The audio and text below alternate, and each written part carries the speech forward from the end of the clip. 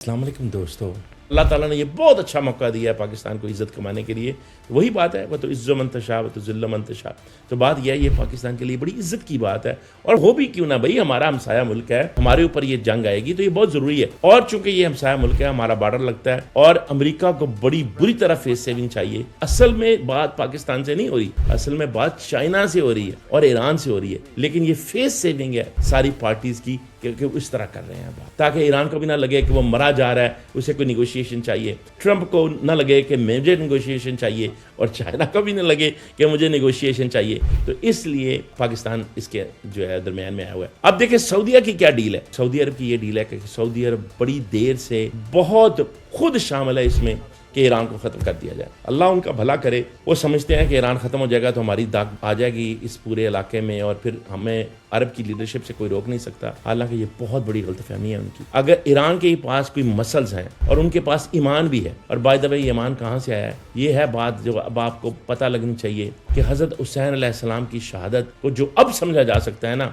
Iran के खड़े होने पे पहले कभी नहीं समझा जा सकता था। एटलीस्ट मैं भी कभी कभी सोचता था कि यार हज़रत इमाम हुसैन अलैहिस्सलाम फैमिली के साथ आए हुए थे तो कोई उनके साथ डील या निगोशिएशन कर लेते। अगर इमाम हुसैन अलैहिस्सलाम निगोशिएशन कर लेते यजीद के साथ तो अब हर किसी के लिए ये राह लेनी आसान हो सकती कि देखें ये इमाम हुसैन अलैहिस्सलाम ने भी डील कर ली थी लड़ाई करने की बजाय। लेकिन इमाम हुसैन अलैहिस्सलाम ने किसी जालिम की, जाबर की, फासिक की जो है बैत नहीं की, क्योंकि अगर हुसैन अलैहिस्सलाम उस फासिक, फाजर और जालिम की बैत कर लेते तो फिर इंसाफ और नाइंसाफी में फर्क ना रहता, फिर फिस्क और ईमान में फर्क ना रहता, फिर अदल और इंसाफ में कोई फर्क ना रहता। तो इमाम हुसैन अलैहिस्सलाम ने ये एक ऐसी एग्जाम्पल छोड़ी कि सही मानों में उन्होंने इस्लाम को जिंदा कर दिया और एक मिसाल कायम कर दी। और यही वो हुसैनी उसवा है जो ईरानियों के अंदर है, क्योंकि हम भी मुसलमान हैं और हमारा दिल धड़कता है, हमारी जानें कुर्बान रसूल अकरम सल्लल्लाहु अलैहि वसल्लम और उनकी दियाल पर। लेकिन मैं याद रखें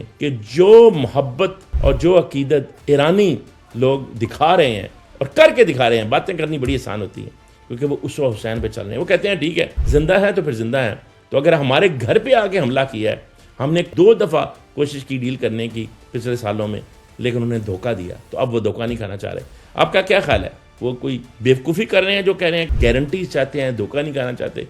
क्योंकि अगर ये हम करेंगे तो ये फिर इनको टाइम मिल जाएगा, क्योंकि टॉमहाक क्रूज मिसाइल को बनने में 4 सिर्फ बनते हैं 1 महीने में, और ये जो ईरान चला रहा है वो इतने ज़बरदस्त हैं और वो प्रोड्यूस कर रहे हैं 100 पर मंथ और सो। तो अब देखें ना, उनके पास स्टॉक फाइल भी सीम टू बी बहुत ज़बरदस्त है। तो ये देखा जाए तो ये किसी सूरत भी लॉन्ग टर्म इकोनॉमिकली अमेरिका या इजराइल ये जंग नहीं जीत सकते। इसका हल ही निगोशिएशन है, और अब निगोशिएशन का एक कुंडा लग गया है, एक चेन बन गई है। अब ट्रंप के लिए बहुत ज़रूरी है कि वो ये चेन ना तोड़े, और मेरा नहीं ख्याल वो ये चेन तोड़ेगा। और क्योंकि उस पर प्रेशर बहुत ज़्यादा है अंदर से भी, और अब तो मेरा ख्याल है कि इजराइल से भी प्रेशर आना शुरू हो गया, क्योंकि इजराइल के लोग भी जो हैं वो किसी सूरत अब बर्दाश्त नहीं कर सकते जो उनके साथ हो रही है।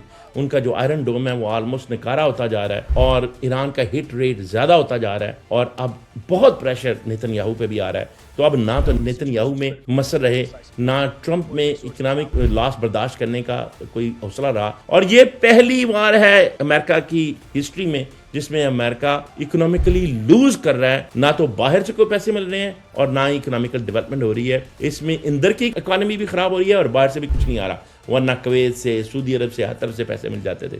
और इस दफ़ा तो बल्कि खतरा है कि जो लोग पैसे देते थे, जिन लोगों ने हमारे साथ ट्रेड एग्रीमेंट किए हुए हैं, कहीं वो पीछे ना हट जाएं और हमारा पेट्रो डॉलर भी कहीं युआन में ना बदल जाए। तो अब बात यह है कि सऊदी अरब को भी ये लाले पड़े हुए हैं, उनको भी ये समझ आ गई है कि अब इजराइल का साथ देना बहुत डेंजरस है, नीचे अवाम से भी, मुसलमानों से भी, और ऊपर उनको ये भी नजर आ रहा है कि अब ईरान को गिराना इतना आसान नहीं है। बल्कि अगर ईरान ने हमारे डिसैलिनेशन प्लांट पे हमला कर दिया, अगर ईरान ने हमारी रिफाइनरीज पे उस तरह हमला कर दिया जिस तरह का वो केपेबल है, तो सऊदी अरब की जो गवर्नमेंट है, पूरी सऊद फैमिली है, ये तो तबाह हो जाएगी। इनको तो नीचे से भी लोग अंदर से भी निकाल देंगे और पूरे मुसलमान भी इसको बहुत ज़्यादा पसंद नहीं करेंगे। अब सऊदी अरब का मामला भी खुल के सामने आ गया है कि वो खुल के इजराइल की सपोर्ट कर रहा है, इसलिए उनको भी लाले पड़े हुए हैं किसी न किसी तरीके से पाकिस्तान इसमें निगोशिएशन करवा दे।